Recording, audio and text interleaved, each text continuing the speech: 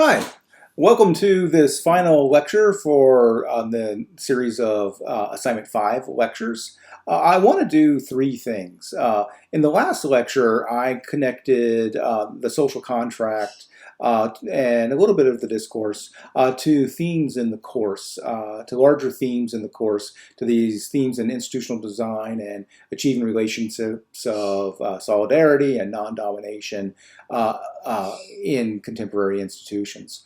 In this lecture, I want to focus on really three things. One thing I'd like to do is connect the discourse to the social contract a bit.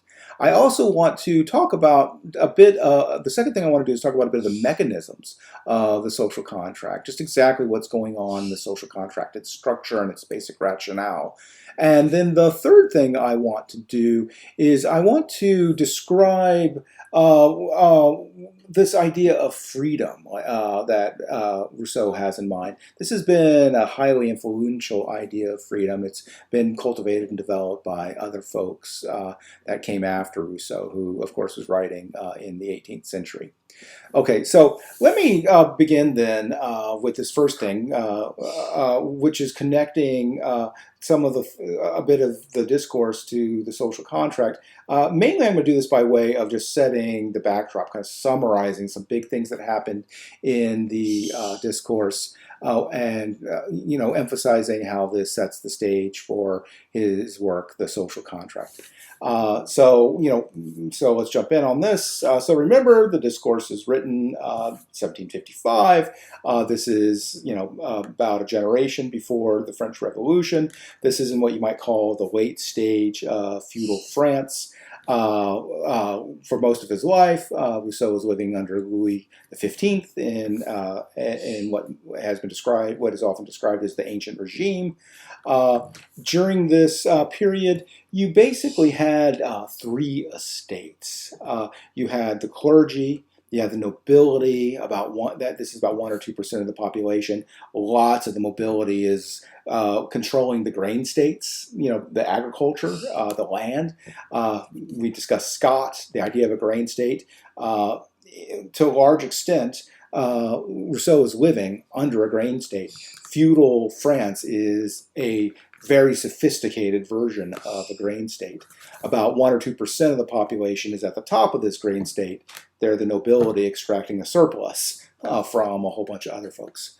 And then there's this third estate, which is about 95% of the population, and it's a motley assortment of peasants, merchants, petty, untitled government officials, artisans, and so on. And what Rousseau is seeing is just massive inequalities in this world. And of course, the discourse on inequality is a story about the origins, the generation of what he calls moral or physical inequality. Moral or political inequalities amongst persons in those worlds.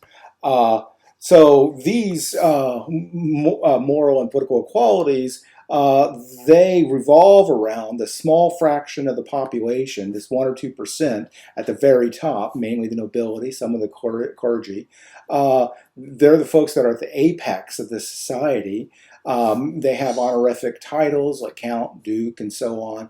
Typically, these titles are passed down as by birth. They are enjoying a conspicuously lavish lifestyle. They have wealth largely in the form of land. This is mainly an agricultural producing economy and its surplus. They paid no taxes or tithes, or very little amounts of taxes or tithes to the church or to the government. However, the other 95% of the population did. And they're the beneficiary of all kinds of duties. In this feudal society, all the folks, all folks that aren't in this 95%, actually, this isn't quite true. All the folks in this 95% are bound by duties owed to some sort of lord or master above them. Folks in the nobility are the recipients of these seignorial duties. And then the folks in the nobility, they also owe duties to folks above them, ultimately, topping out at the king. But it's not nearly as onerous because they largely discharge those duties on the backs of the folks that are under them. Okay. So, just to rehearse, this is kind of a big point. I mentioned it a couple of lectures ago. Let me mention again that the moral and political inequalities that Rousseau is interested in are inequalities that are put into place and held into place by mutually accepted conventional standards. And these standards might take the form of laws, or they might take the form of, robustly enforced norms of behavior and interaction. These conventionally mutually accepted standards, they do things like define property rights and seignorial duties and who owes what to whom. They are the standards that make wealth possible. Wealth is a construction of laws. You can't really talk about owning anything until you talk about the laws that divvy up ownership and say who's entitled to what and what will happen if folks transgress those rules. The titles are similar. You really don't have counts or dukes or kings or so on until you have a bunch of rules defining what a king is and a count is or a duke is and their powers. And you really don't have authority relationships that are robust unless you have rules widely accepted in the community about who is the authority, who everyone follows. So the idea is that the inequalities that Rousseau is interested in are inequalities that are driven and generated by the rules. Like you have these feudal rules, for example, then you're going to get a particular kind of inequality. Rousseau's question is basically, well, what is it that drives the creation of a society made out of rules that basically bake these inequalities into the cake? Okay, now, as we've seen, is that the linchpin of Rousseau's explanation of this inequality, these moral and political inequalities, is this drive of Amour propre. It's this, people are driven to try to create and then climb to the top of the hierarchies they've created. The rules create these hierarchies, and people want to climb to the top of these hierarchies because they're driven by Amour propre, which, as you remember, is a drive to be esteemed.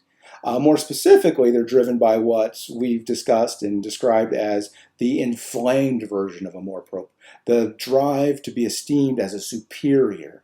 Now, one thing to remember, I can't emphasize enough, Rousseau thinks that Amour propre comes in two forms. One is the inflamed form, and this is the kind of form that's gotten cultivated and animates and has taken hold in the world that he lives in.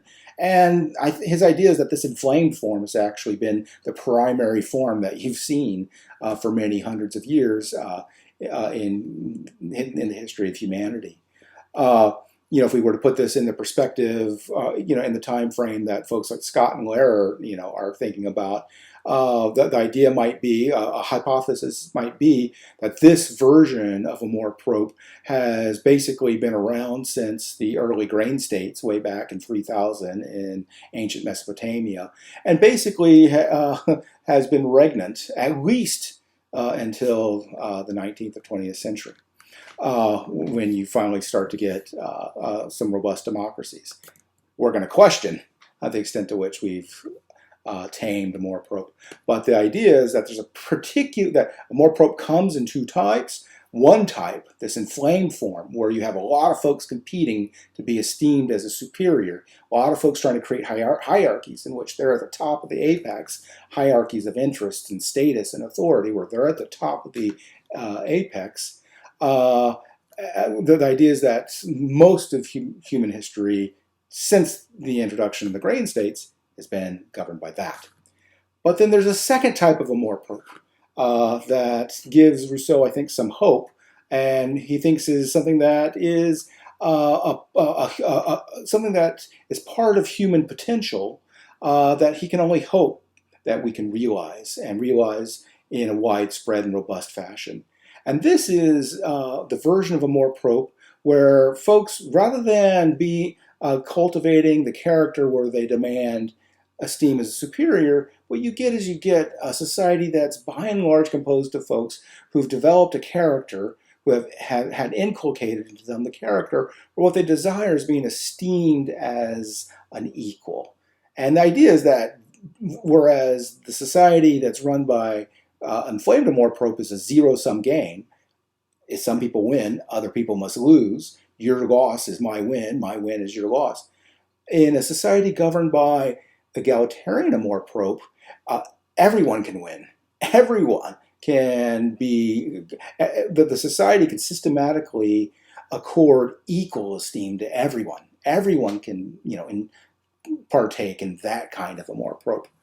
One thing to mention too is I've noted that Amour Propre can range over a bunch of things. It could, Amour Propre could target like, well, how good do people think I am at chess or at philosophy lectures or at basketball or something like that. Rousseau's not really thinking about that. He's thinking about Amour Propre when it comes to in regards to esteem that targets how much one's interests count, how much one's say counts. Those are two of the main things he's thinking about. He's not so concerned about whether some people desire to be esteemed as the best piano player or something like that. He's concerned about this more fundamental, abstract kind of object of Amour Propre, this desire to be esteemed as someone whose interests count for more, whose say counts for more than others. He's interested in the possibility of a world governed by tamed Amour Propre over those dimensions, a world where people are by and large governed by a drive to be esteemed as an equal when it comes to their interests counting and their say counting. All right, I'm going to just skip that. So let me fast forward to the end of the discourse on inequality. We're really summarizing, trying to get things back on the table here again. Well, this is about 2/3 of the way through the discourse on inequality. Rousseau trots out this fable of the metallurgists and the farmers. And the basic point he's making with this fable is that at some point in human development, technological development, humans find forms of economy where they're deeply economically interdependent. So the metal workers and the farmers who drive plows that require metal, they need each other. The metal workers have no one to forge their metal for unless there's people like farmers who need metal to put in their plows to plow their fields and produce grains and such, using the plow agriculture. His idea is that at some point you get a kind of sophisticated economy where there's division of labor, where different people are doing different things in the economy, and everyone needs one another. This is important for Rousseau because at this point you have a situation where there's a fairly large number of people that are bound together in time and place. They can't get away from each other. And his idea is that once you get that going, once you're holding a whole bunch of people together, Amour Propre is really going to take off, because it's just human nature to begin making these comparisons with oneself to others, and it's human nature to demand recognition or the extension of esteem to one. So his idea is that what you get now is you get this sort of emotionally volatile group of folks. Everyone wants to be respected in a certain way in the group. And the idea is that if you can get the wrong kind of Amour Propre growing, you can get this inflamed Amour Propre going, where everyone's desiring to be esteemed as a superior, and then you get a world like this that he's describing on page 77, which is this world where the farmers and the metallurgists and people that are kind of left out of this economic production, they're kind of vying with one another for this esteem. And so here's what Rousseau says: consuming ambition, the zeal for raising the relative level of his fortune. So I don't really care how absolutely rich I am. I care that I'm richer than you because I've got inflamed Amour Propre. Consuming ambition, the zeal for raising the relative level of his fortune, less out of real need than in order to put himself above others, inspires in all men a wicked tendency to harm one another, a secret jealousy all the more dangerous. And so what you get in these communities trapped in economic interdependence and governed by Amour propre, you get this cycle of wealth and servitude and theft and violence. You get this struggle of all against all, where each is competing to be at the top of this esteem hierarchy, where the esteem is going to be accorded or defined or measured in terms of your wealth as protected by the rules, or your status as protected as the rules. Are you a king or are you a serf? And whether you have authority or not over others. So anyway, so he has this idea that in these conditions of economic interdependence and inflamed Amour propre, you get this really ugly society. He thought that this ancient regime, France, was a really sophisticated version of that. He was living in a society like that. Now, at the end of the Discourse of Inequality, Rousseau notes that, look, the elites, the folks who had the most to lose, the folks who had the big farms, who had a lot of people working on these farms and producing a surplus for them, they have the most to lose, and they propose a kind of contract. And look at this middle passage that I have here on the screen for you. He says, what these folks at the top say is they say, look, let us unite in order to protect the weak from oppression, restrain the ambitious, ensure everyone of possessing what belongs to him. They propose the third bullet point here. In short, instead of turning our forces against ourselves, let us gather into one supreme power that governs us according to wise laws, that protects and defends all the members of the association, repulses common enemies, and maintains us in internal concord. The problem is that this initial contract, it set up even more robust rules that define stations of wealth, political power, and honors. And the people who put the contract, proposed the contract, they really, suggest Rousseau in the discourse, didn't intend on keeping it.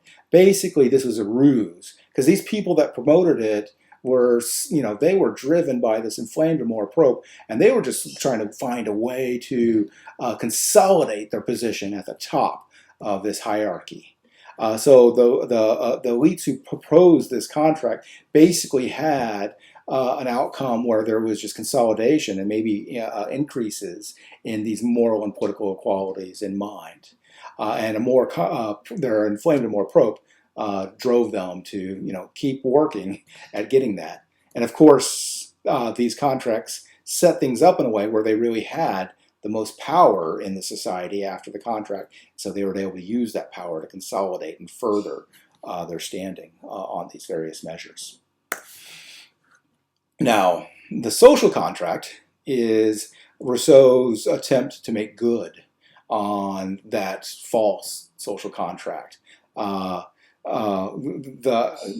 holds out this hope that humans can live under a true social contract that actually honors the words of the false contract. It actually lives in accordance with the good ideas that were set up in that false contract. And he tries to describe for us what a world has to be like, what the institutions have to be like if they're going to realize the ideals of that false contract. Because remember, even in that false contract, look at these ideals in this false contract. He says, look, what the people at the top say, disingenuously, they're not sincere, they say, let us unite in order to protect the weak from oppression, restrain the ambitious, and ensure everyone of possessing what belongs to him. So there are some good ideas in this false contract. The idea is that the problem is that the people pitching the ideas weren't sincere, and they were driven by inflamed Amour propre. So now Rousseau is going to tell us in the social contract is, okay, here's what this really needs to look like. If we're going to do this, thing, here are some key things that have to be for this all to work. So first what Rousseau does is he describes, look, here's what this social contract, what the problem is that it's going to solve for us, what it's going to do for us. The implicit presupposition is one that I've spent a little bit of time describing, we are stuck with each other. We are bound by conditions of material interdependence. And this interdependence is both emotional. We are these needful beings who need the esteem of one another, and it's economic. We're these beings who are living in forms of economy that are pretty complicated, a pretty complex division of labor, and together we work together to produce the stuff that we need. So we're stuck together. We're bound together in these conditions of material interdependence. There's, as much as people talk about going off the grid, it's not possible to go off the grid for humans anymore after a certain point in technological development. So the idea is that we're stuck with each other, bound by conditions of material interdependence, both emotional and economic. And in the social contract, here's the puzzle. Given that we're stuck with each other in that way, can we find a form of association that defends and protects all common forces, the persons and goods of each associate, and by means of which each one, while uniting with all, nevertheless obeys only himself and remains as free as before? This is the fundamental problem for which the social contract provides the solution.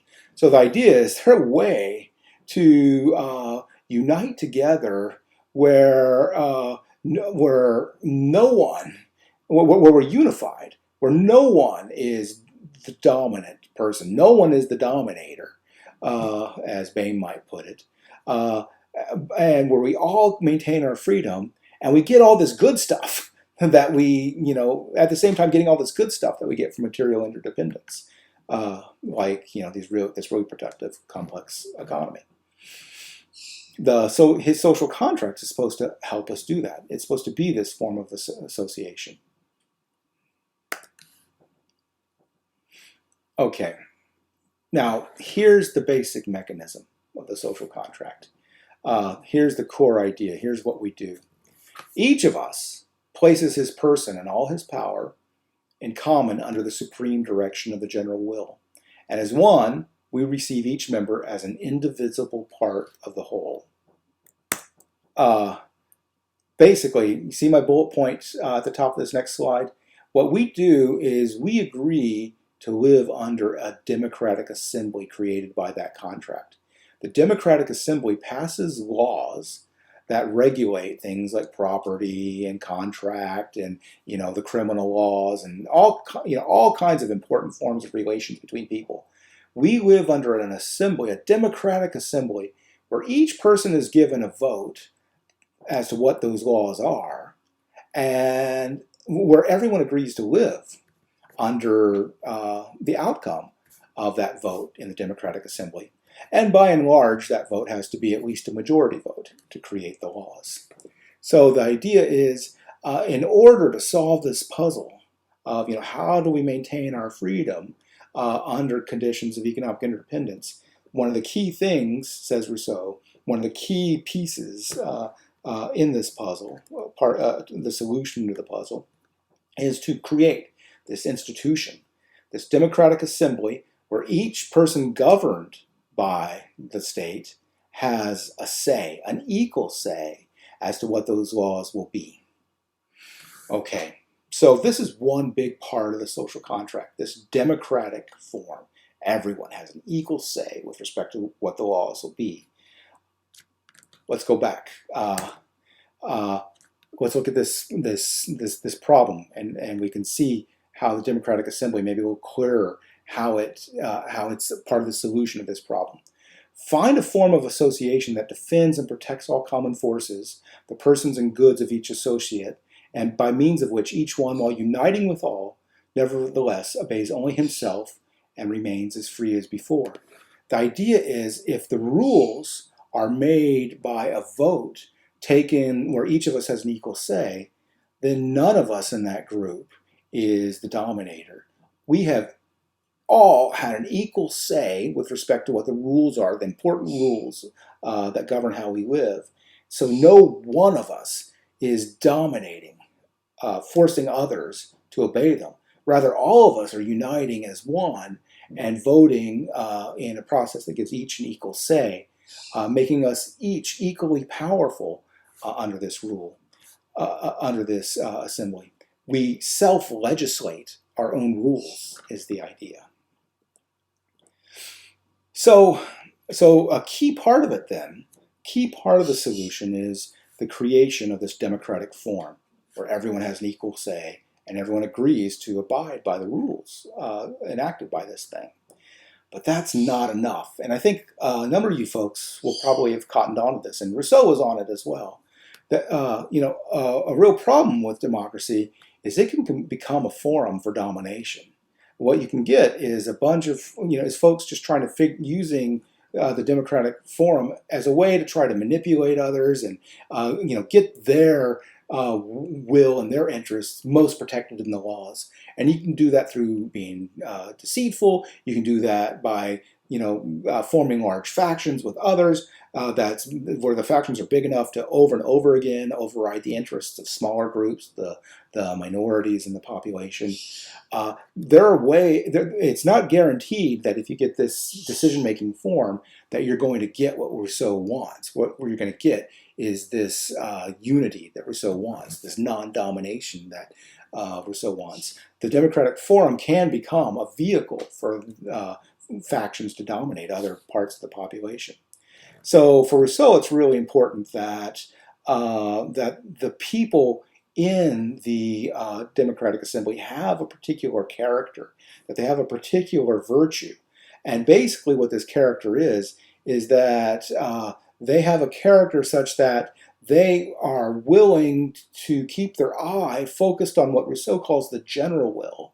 And they are robustly disposed to restrain their particular wills insofar as the desires of their particular wills conflict with this general will. And then the general will, what it's supposed to be, Rousseau's, he's very vague about this, but I still think there's enough there to kind of get the idea on the table. The general will considers only the general interest, whereas the will of all is merely the sum of private wills. But removed from these same wills, all these private wills that we all have as members of the assembly, but removed from these same wills, the pluses and minuses that cancel each other out. And what remains is the sum of the differences is the general will.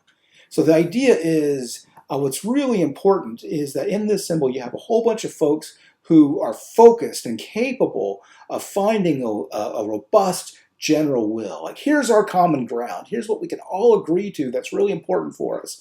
And we're going to make sure that that's protected and that any of our particular wills that conflict with that, they're restrained. They can't go against this general interest, this set of stuff that we have in common. Okay, now it's really clear that Rousseau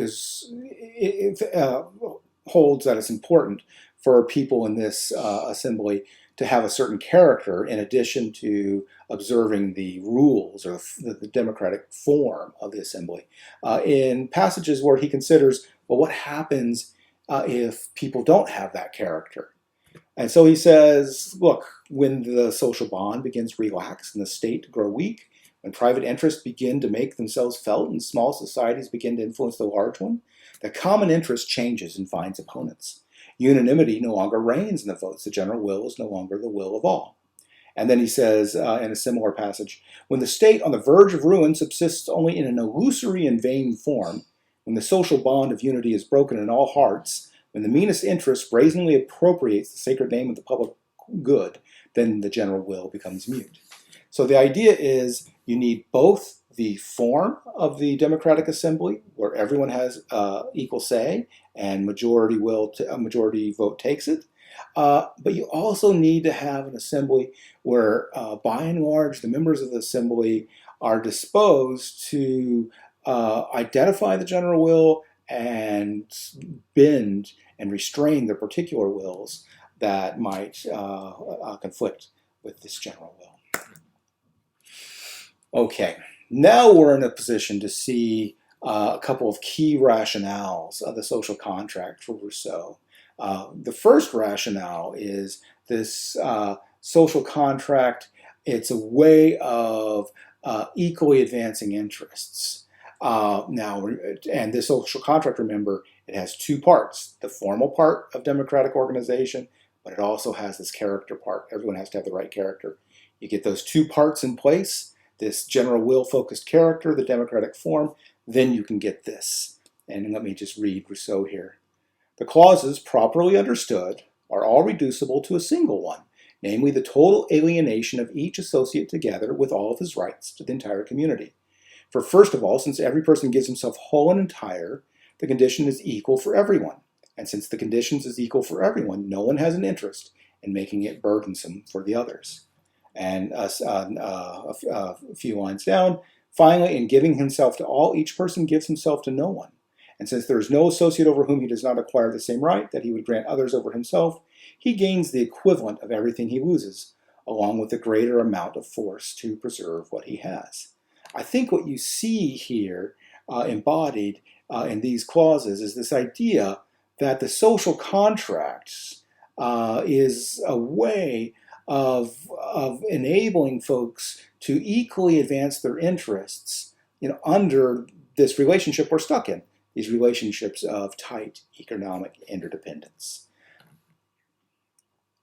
Second rationale, freedom. And I'm going to say more about freedom, but let me point to some passages that bring to the surface the second thing that Rousseau thinks you get under the social contract. As for the associates, they collectively take the name people. Individually, they are called citizens. Insofar as they are participants in the sovereign authority, that is, each have equal vote in the democratic assembly, and subjects, insofar as they are subjected to the laws of the state. And then he says, what man loses through the social contract is his natural liberty and an unlimited right to everything that tempts him and that he can acquire. What he gains is civil liberty and the proprietary ownership of all he possesses.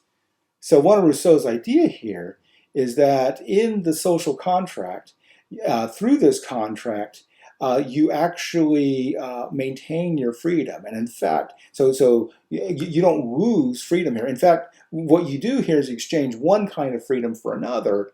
You exchange natural freedom for civil freedom. And he thinks civil freedom is much, much better than natural freedom. Let me say a bit more about that. First, let me relate this idea of freedom to non-domination. Non-domination is to live in a relationship where you are not being dominated by another. Now, one way we might be able to do this, if the fable of the state of nature could be, realized in real life, which Rousseau probably thinks it can. But if it could, you could get non-domination by just following your natural freedom, by just doing what you desire, what your amour de soi-même, your interests in just satisfying your basic needs, your hungers and thirsts and such. You could get a relationship of non-domination in a world like that, where you just follow amour de soi-même and very rarely come into contact with other humans. But in relationships of economic interdependence, something else is required to get non-domination, because there's no escaping other humans in relationships of economic interdependence. And it becomes even worse because in relationships of economic interdependence, amour propre really gets going. And so people are going to want to, they're going to demand all kinds of things of you. So how do you get a relationship of non-domination in conditions of mutual interdependence? Well, one thing you have is you have the democratic assembly where everyone's say counts equally under the social contract. So there's an element of non-domination there. Everyone's vote counts the same, so no one dominates. But you don't fully get that until you have the heart of the general will in most folks, that participate in this assembly. So you also have to have a world where everyone's interests are accorded equal consideration. So in the Democratic Assembly, everyone's thinking about, okay, what's in everyone's interest? What's in the common interest here? And we're going to make the rules on the basis of that. So to get relationships of non-domination, you need to have these formal rules. Everyone's say counts equally, and everyone's interests are accorded equal consideration. So long as the members of the Assembly by and large hew faithfully in their hearts to the general interests rather than seeking to further their own particular interests at the expense of others, everyone's interests are accorded equal consideration. Okay. Now, What we have then under this democratic assembly is what Rousseau is going to call civil freedom, and you get civil freedom rather than mere natural freedom. Now remember, natural freedom is just your ability to just go after what you want, unperturbed by another. You can get natural freedom in this state of nature, but you really can't get that in conditions of economic interdependence. But you can achieve this special civil freedom that I've just described as a self-legislator in a united democratic assembly. Now, Rousseau then waxes philosophical then, and he talks about the special value of civil freedom. And he thinks the value of civil freedom is something that distinguishes us from the animals and distinguishes us from the brutes that would have lived under the fabled state of nature if such a thing exists. To get a handle on this higher form of freedom, let's actually go back to the discourse. And there's an interesting passage where he quotes Louis XIV, King of France, before his lifetime. So this quote that he's citing, here's what Louis XIV says. Let it not be said, therefore, that the sovereign is not subject to the laws of the state. For the contrary statement is the truth of the law of nations, which flattery has on occasion attacked, but which good princes have always defended as a tutelary divinity of their states. How much more legitimate is it to say with the wise Plato that the perfect felicity of a kingdom is that a prince be obeyed by his subjects, that the prince obey the law, and that the law be right and always directed to the public good. Okay, now that's something that Louis XIV said. Basically, Louis XIV saying, hey, look, kings must obey the law as well. They're not above the law. Now, Rousseau adds the following, and here's where Rousseau gets to the special value of civil freedom. He says, I will not stop to investigate whether, with liberty being the most noble of man's faculties, he degrades his nature, places himself on the level of animals enslaved by instinct, offends even his Maker when he unreservedly renounces the most precious of all God's gifts, and allows himself to commit all crimes he forbids us to commit, in order to please a ferocious or crazed master, nor whether the sublime workman should be more irritated at seeing his finest work destroyed, rather than in seeing it dishonored. Okay, when you look at this passage, he's describing a degraded person, someone whose nature is degraded, when they place themselves on the level of animals enslaved by instincts. Now, just think about the way Rousseau describes the supposed primitives under the state of nature. Those folks basically are just following their amour de soi-même. They're just going after what their appetites compel them to go after. They are governed by a potentially ferocious or crazed master. This master is their appetites. And what Rousseau is saying here in this passage, or what he's implying in this passage, is to be free, to achieve a freedom of a higher order, you have to have something other than the natural liberty that the primitive, this supposed primitive, has in the state of nature, who's only governed by amour de soi-même, the appetites, realizing the appetites. You have to do something else. You have to follow the law. You have to follow a law that is a good law. You have to follow a law that embodies equal consideration of interests. That's his idea. His idea is that you're truly free when you follow not your appetites, not what you just happen to want as a matter of appetite, but when you follow the law that reflects the general interest, that reflects the interests of all, including oneself. But the key part is it's the interest of all. When you do that, you're truly free. When you do that under a democratic assembly, as a member of a democratic assembly that self-legislates the requirements of this general will that takes everyone's interest into account, that is true freedom. That is God's gift. That kind of freedom. That's what civil freedom is. Here's another passage from the Discourse where Rousseau's onto the same idea. Nature commands every animal, and the beast obeys. Man feels the same impetus, but he knows he is free to go along or to resist. And it is above all in the awareness of this freedom that the spirituality of the soul is made manifest. For physics explains in some way the mechanism of the senses and the formation of ideas. But in the power of willing, or rather of choosing, and in the feeling of this power, we find only spiritual acts about which the laws of mechanics explain nothing. So the idea here is that the thing that's distinctively human is our ability to follow laws that we make on the basis of our own reason, as opposed to just simply following our appetites or desires and doing what they tell us to do. And Rousseau's ultimate view is the only way to really embody or realize this capacity to act freely is that you have to live under a democratic assembly in which you self-legislate with others laws that reflect the general interest, and then you live according to those. That is acting in accordance with your will, as opposed to or acting in accordance with your appetites. Okay, so we have this multifaceted civil freedom. This is what we get in the social contract. We exchange any claim to our natural liberty, and what we get in return is the civil liberty, the civil freedom. We get this liberty where we self-legislate as members of the General Assembly looking to the general interest. We get these relationships of non-domination. No one group or faction is imposing its interests at the expense of others' interests. And we get this metaphysical freedom. We're truly free. We're not merely governed by our appetites. We're governed by this special kind of reason that we can have under the democratic assembly reasoning together.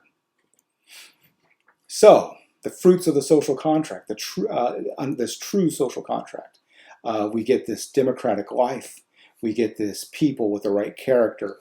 Amour, Propre is restrained and tamed, and we're oriented to the general will.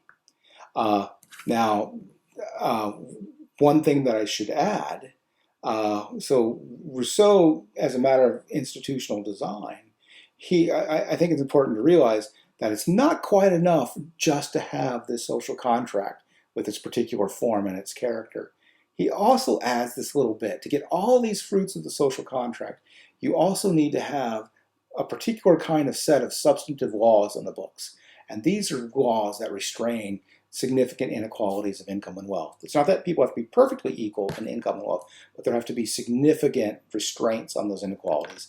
And the reason why is he thinks that, look, if the laws allow for too wide-ranging inequalities of income and wealth, then some people are going to be in a position to really in a position to control others.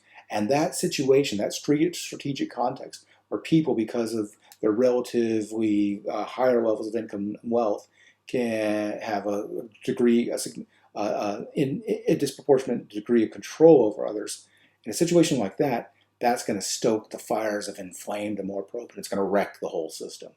So Rousseau thinks that all of these things need to come together in a package. You need to have a democratic assembly that accords equal say to each. You need to have cultivated in the society at large this ethos of taking the general will into account and restraining their own particular wills or particular interests insofar there's a conflict.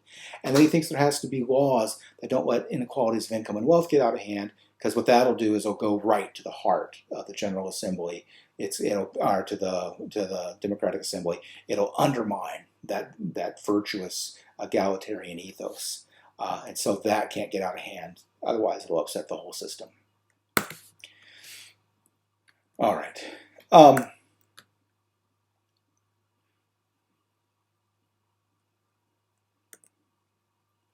So now, let me summarize. Here's what Rousseau thinks we get under this new association. And he thinks this is really a pretty good deal if we can get this true social contract. We get this interdependent, highly productive economy and the possibility of high levels of well-being.